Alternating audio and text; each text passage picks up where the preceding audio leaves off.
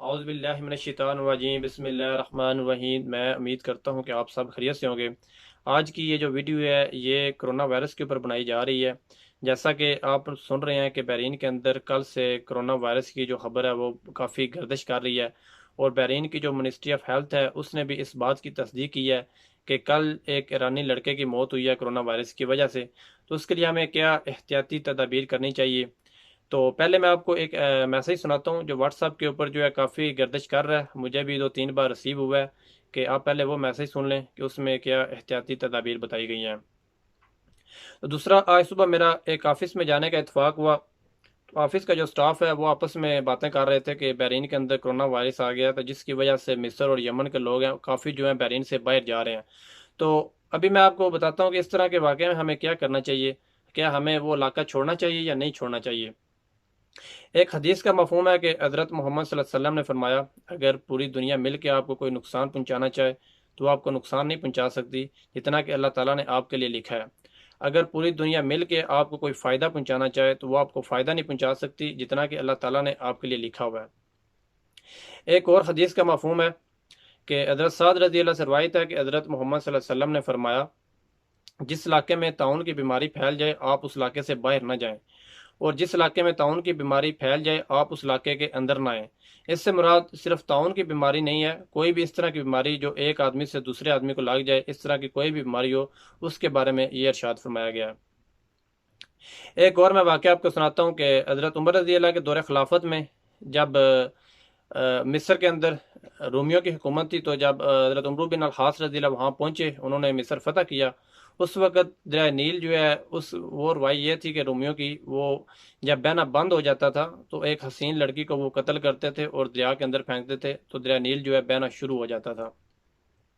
جب حضرت عمرو رضی اللہ خاص رضی اللہ وہاں ادھر ان کا پہنچے تو انہوں نے حکومت سنبھالی، تو اس وقت بھی حسب معمول جو دریا نیل ہے وہ بہنا بند ہو گیا تھا۔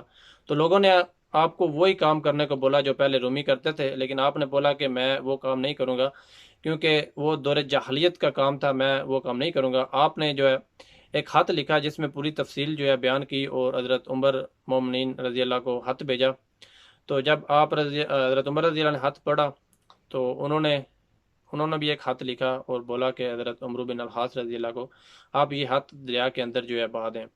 وہ خط کے اندر لکھا ہوا تھا کہ اے دریا نیل، اگر تم اپنے آپ چلتا ہے تو تو نہ چل، اگر تو اللہ تعالیٰ کے حکم سے چلتا ہے تو تم چلنا شروع کر دے۔ جب حضرت عمرو بن خاص رضی اللہ نے وہ خط دریا کے اندر پھینکا تو دریا چلنا شروع ہو گیا۔ ایک اور میں، آپ نے دیکھا ہوگا کہ سنا ہوگا حضرت خالد بن ولید رضی اللہ کی زندگی کا جو واقعہ ہے، انہوں نے تقریباً ساری زندگی جو ہے اپنی جنگ کے اندر گزاری ہے، اور ان کی خواہش یہ تھی کہ مجھے شہادت کی موت حاصل ہو، مجھے شہادت ملے، لیکن اتنی جنگیں لڑنے کے باوجود بھی جو ہے ان کی وفات جو ہے وہ بستر کے اوپر ہوئی ہے۔ یہ باتیں بتانے کا مقصد یہ ہے کہ ہم مسلمان ہیں، ہمارا اللہ تعالیٰ پر پختہ یقین ہے کہ اللہ تعالیٰ کے حکم کے بغیر کوئی پتہ بھی حرکت نہیں کر سکتا۔ تو اس طرح کی سچویشن میں ہمیں نہ ڈرنا چاہیے، نہ بھاگنا چاہیے، اور نہ ہی خوف زدہ ہونا چاہیے۔ اگر ہم بھاگیں گے بھی، موت برحق ہے، وہ ایک نہ ایک دن آنی ضرور ہے، ہم اس سے بچ نہیں سکتے ہیں، یہ ایک حقیقت ہے۔ اگر ہم صبر سے کام لیں گے تو ہمیں اس کا ثواب ضرور ملے گا۔ ایک حدیث کا مفہوم ہے کہ اس طرح کی بیماری سے کوئی آدمی اگر مر بھی جاتا ہے تو اس کو شہادت کی موت مرتا ہے۔ تو میں تو حیران ہوں کہ پتہ نہیں لوگ کیوں اتنے خوفزدہ ہیں، لوگ اس طرح ڈرے ہوئے ہیں کہ ابھی جو ہے کرونا وائرس ان کو اوپر سے پکڑنے لگا ہے، لیکن ہمیں اس سے ڈرنے کی کوئی ضرورت نہیں ہے۔ ہمیں ضرورت اس چیز کی ہے کہ ہم اپنے اپنے مال کو بہتر کریں، اللہ تعالیٰ کے بتائے ہوئے طریقوں سے اپنی زندگی گزاریں۔ تو اس طرح کے عذاب کیوں آتے ہیں، اس طرح کی بیماریاں کیوں آتی ہیں، وہ میں انشاءاللہ کوشش کروں گا کہ ایک علیحدہ اس کے اوپر جو ویڈیو بناؤں۔ تو اس طرح کی سچویشن میں ہمیں دعاؤں کا استعمال کرنا چاہیے زیادہ سے زیادہ جتنا ہو سکے، جیسا کہ ہم گھر سے نکلتے وقت دعا پڑھ لیں، بسم اللہ توکلت علی اللہ ولا حول ولا قوت الا باللہ العلی العظیم۔ جب گھر میں داخل ہو جائیں اس وقت بھی ہمیں دعا پڑھیں۔ تو اس کے علاوہ ایک اور حدیث کا مفہوم ہے کہ حضرت محمد صلی اللہ علیہ وسلم نے فرمایا، اگر کوئی شخص صبح کے وقت یہ دعا پڑھ لیتا ہے صبح سے لے کے شام تک اسے کوئی چیز نقصان نہیں پہنچا سکتی۔ وہ دعا کون سی ہے کہ بسم اللہ الذی لا یضر مع اسمہ شیء فی الارض ولا فی السماء وہو السمیع العلیم۔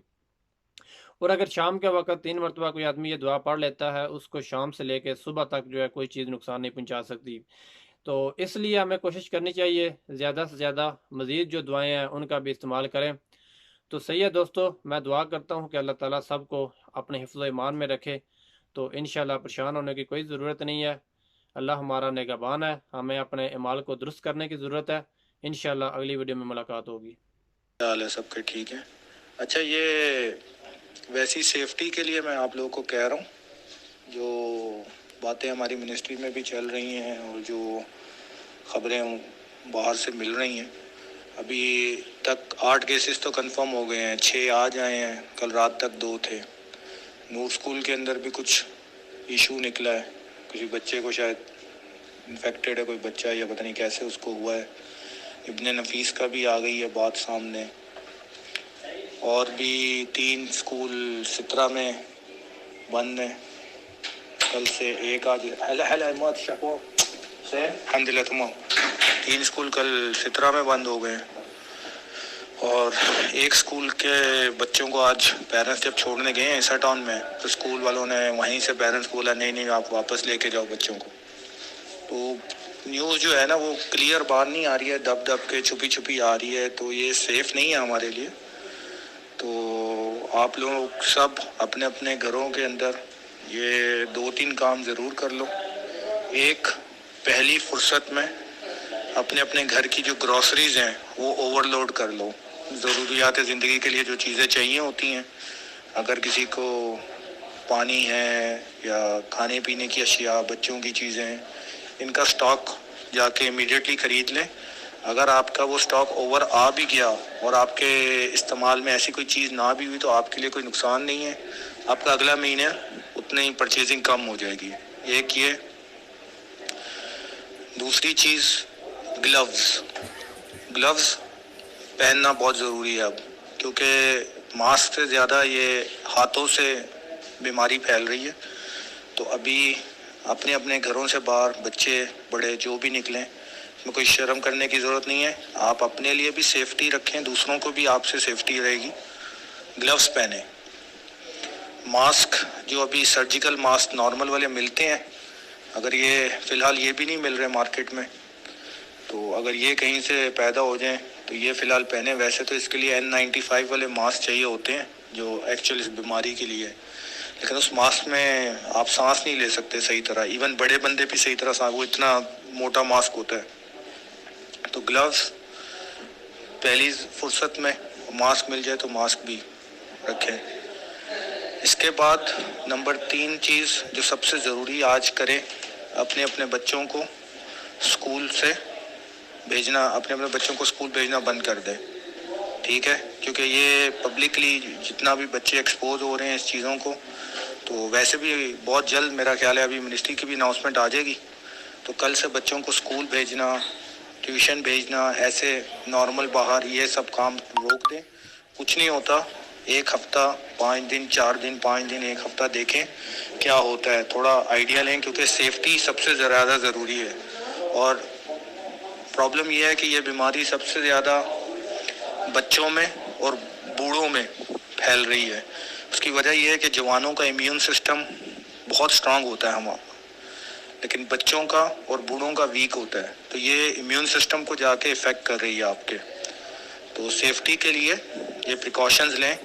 ہمارے بھی آفس میں اسی طرح کی ڈسکشن چل رہی ہے، اور ویسے تو میں سرپرائز ہوں کہ آدھے سے زیادہ لوگوں نے تو آلریڈی آج بچوں کو نہیں بھیجا ہوا سیفٹی کی وجہ سے۔ اوپر سے یہ نیوز بھی آ رہی ہے اسکول بند ہیں، کچھ لوگ اسکول میں آنے نہیں دے رہے، کہ یہ بیماری کا ہمیں پتہ نہیں ہے کتنے براڈ اسکیل پہ پھیلی ہوئی ہے۔ تو تھوڑی سی انفارمیشن جس طرح آہستہ آہستہ آ رہی ہے، اور جب تک انفو آئے گی تب تک کہاں سے کہاں یہ چیز پہنچی ہوگی، تو سیفٹی ضروری ہے۔ تو آپ سب لوگ پریکاشنری سٹیپ لیتے ہوئے ان چیزوں پہ ذرا فالو اپ کریں، ٹھیک ہے؟ کیونکہ اپنی فیملی وغیرہ ہر بندے کے لیے سب سے زیادہ ضروری ہے، اپنی جان سے بڑھ کر کوئی چیز نہیں ہے۔